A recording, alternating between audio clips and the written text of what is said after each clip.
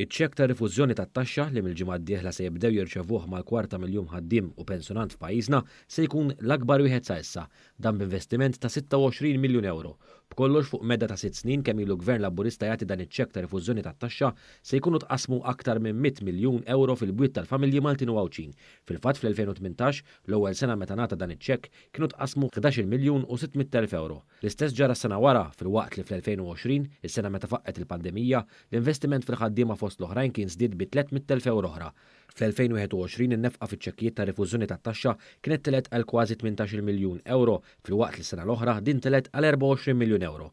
Din is-sena mbagħad l-investiment fin-nies b'dawn iċ-ċekkijiet se jiżdied b'2 miljun euro oħra biex bekk mill-bidu li beda jingħata dan iċ-ċekk sal-lum aktar mill-irdoppja l-investiment.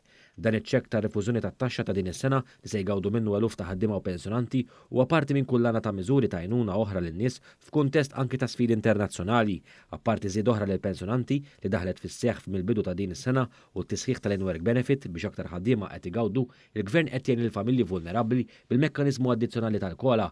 Bejn is-sena l-oħra u din is-sena, il-Gvern qed joħroġ biljun euro f'sussidju fosthom biex il-kontijiet tad-dawl baqgħu stabbli u molewx. Meta kienet iħabbar iċ-ċekk il-ġdid ta' rifużjoni tat-taxxa f'jum il-ħaddiem, il-Prim Ministru Robert Abela nnota d-differenza ċara bejn il-politika soċjali tal-Gvern u dik tal-awsterità li kienet tħaddan l-Oppożizzjoni meta kienet fil-Gvern u qed tibqa' sostnija llum mill-bankijiet tal-Oppożizzjoni. Sħabna tan-naħa l-oħra fl-istess nifs tismagħhom minn għalihom jippruvaw iċekknu dak li qed nagħmlu u jippruvaw ibellowha illi hu normali li l-Gvern jgħin lin-nies.